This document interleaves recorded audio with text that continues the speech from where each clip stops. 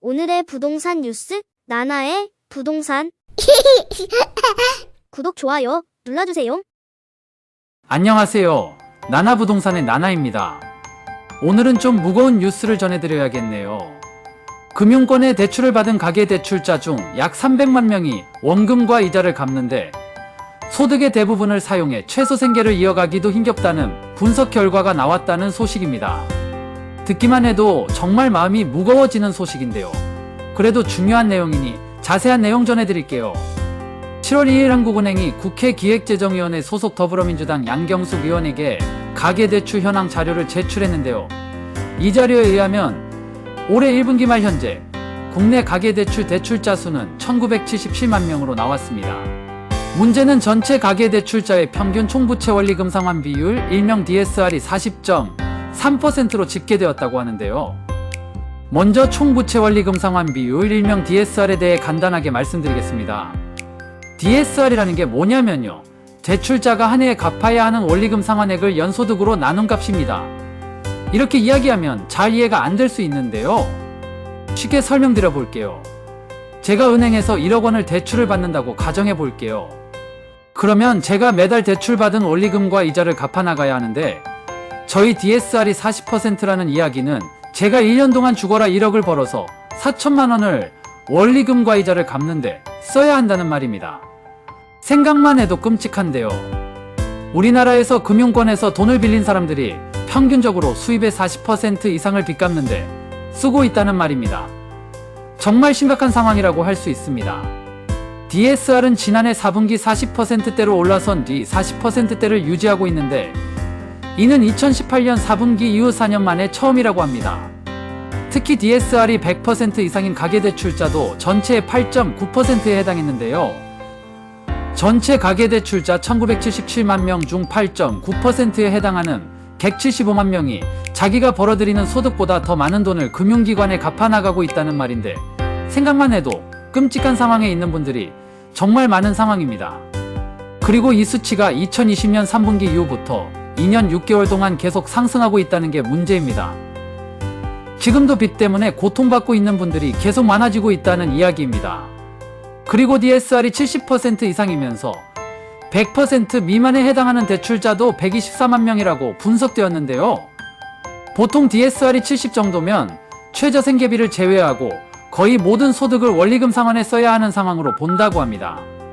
결국 DSR이 100% 이상인 사람이 175만 명이고 70%와 100% 사이에 있는 사람이 124만 명이니까 이걸 합하면 전체 가계대출자 중 300만 명이 아무리 돈을 벌어도 원리금 상환으로 빚만 갚아 나가고 있다는 이야기가 됩니다. 그리고 이러한 원리금 상환으로 고통받고 있는 사람이 증가하고 있는 이유가 코로나 시기, 저금리 시기에 부동산과 주식, 가상화폐 등이 급등할 때 무리하게 투자한 사람들이 증가했었는데, 그 사람들이 최근 금리 인상으로 인해서 어려움을 겪고 있다고 보는 게 일반적인 견해입니다. 그런데 여기에서 더 큰 문제는 바로 금융권의 대출 연체율이 빠르게 상승하고 있는 점입니다. 그 이유는 가계대출자 중 소득으로 빚을 감당하기 어려운 사람들이 꾸준히 늘고 있기 때문인데요. 실제로 지난달 한국은행이 발표한 금융안정 보고서에 따르면 가계대출 연체율은 올해 3월 말 기준으로 은행은 0.3%, 비은행 금융기관에서는 1.71%에 달했는데요. 이 수치는 2019년 11월 이후 가장 높은 수치라고 합니다. 한국은행은 보고서에서 작년 하반기 이후 가계대출 연체율이 금융권 전반에서 오르고 있다며 2020년 이후 취급된 대출의 연체율 상승 압력은 비은행 금융기관에서 크게 나타날 거라고 경고하고 있습니다. 그러면 부동산 뉴스를 전해드리는 나나부동산에서 왜 대출 관련 소식을 전해드리는 걸까요? 그 이유는 바로 가계대출과 부동산은 긴밀한 관계가 있기 때문입니다. 즉, 대출로 부동산 투자를 한 사람 중에 지금 엄청난 고통을 받고 있는 사람이 많다고 볼 수 있습니다. 여러분도 기억하고 있는지 모르겠지만 코로나 시기에 부동산 가격이 급등한 것도 금리 때문이었고, 최근 부동산 가격이 하락한 것도 금리 때문이었습니다. 일반적으로 인플레이션을 잡기 위한 방법으로 금리 인상 정책을 펴는데, 인플레이션을 잡는데 금리 인상이 효과가 있는가 없는가의 문제는 전문가들 사이에서도 의견이 나뉘니까 별개로 하고요. 문제는 이러한 효과는 대개 1년 정도의 텀을 두고 나타난다는 겁니다. 이 말은 고금리 여파가 소비와 투자, 부동산 가격 등에 본격적으로 영향을 미치려면 1년 안팎의 시차가 걸린다는 건데, 금리를 최고로 인상했던 시기가 올 초부터라는 점을 생각한다면 고금리 정책으로 인한 영향은 올해 하반기에도 연체율 상승과 소비 회복 둔화, 부동산 급매물의 등장의 형태로 시장에 나타날 수 있다고 보는 게 일반적입니다. 바로 이 부분이 제가 항상 지금은 위험한 변수가 너무 많아 부동산 가격의 상승을 부정적으로 보고 있는 겁니다. 마치 지금은 폭탄이 언제 터질지 알 수 없는 상황입니다. 물론 이러한 가계부채 상황이 부동산의 폭락을 불러오지는 않을 겁니다.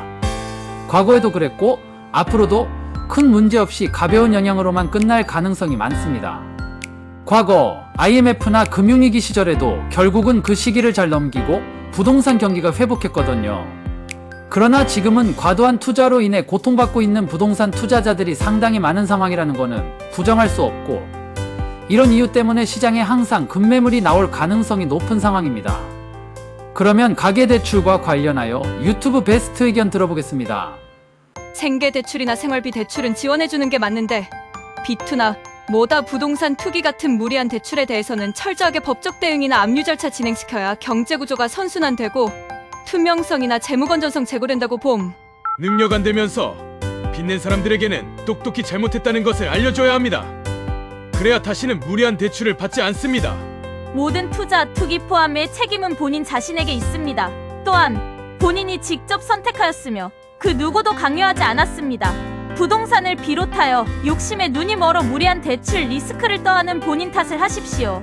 난 진짜 몸이 아파서 빚을 지는 건 안타깝게 생각하고, 그런 사람들은 지원해주는 게 맞다 생각하는데, 돈도 없는데 아무 생각 없이 대출해서 좋은 아파트 들어가서 살다가 이자 못 갚겠다, 야 힘들다 징징대는 애들 보면 역겨움. 지 주제도 모르고 들어가서 살다가 그러는 건데 왜 불쌍해야 하는지 이해가 도통한댐. 고금리로 고통받고 있는 국민들이 많아지고 있다는 소식을 전하는 건 제 입장에서도 조금 마음에 부담이 되는 일입니다. 왜냐하면 대출금을 갚아나가는 분들의 고통이 얼마나 큰지는 저도 알기 때문입니다. 그분들 입장에서는 누워도 잠이 안 오고 밥을 먹어도 모래알 씹는 기분일 겁니다. 그래도 힘든 시기 잘 이겨내시고 최선을 다해 극복하시기 바랍니다. 이상 나나부동산의 나나였습니다.